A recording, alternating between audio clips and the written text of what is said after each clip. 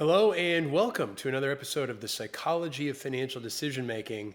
And thought we'd talk about SVB, the demise, the collapse, if you will. And normally I just freestyle these things, but I actually wrote down some notes this time. So bear with me as I look to my notes. But I really feel like this is an example in more than just balance sheets, more than just investments made by companies and things along those lines. I think it provides an interesting opportunity to talk about how behaviors and human psychology could potentially play a role in something like this. So I actually wrote down three different types of biases that you've heard me talk about before, but how do they apply in this case? So the first one is overconfidence bias.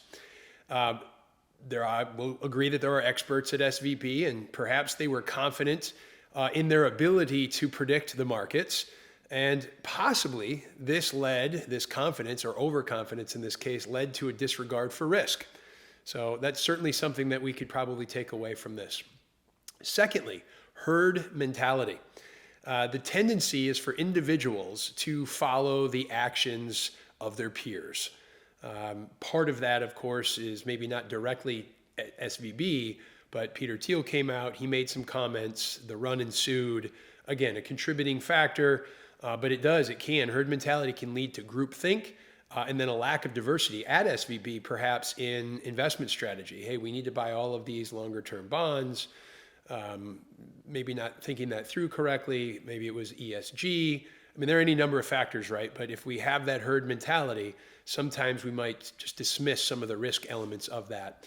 The third issue would be hindsight bias. And this is the tendency to believe, after the fact, of course, that an action and an event was more predictable than perhaps it really was. And the downside of this is it leads us to not learn from our mistakes and potentially engage in those once again. So I just wanted to share a different perspective on SVB, something to kind of filter through all of the data points that you're hearing about.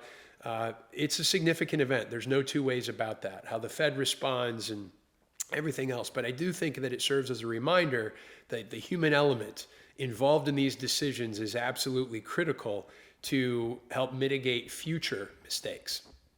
See you next time.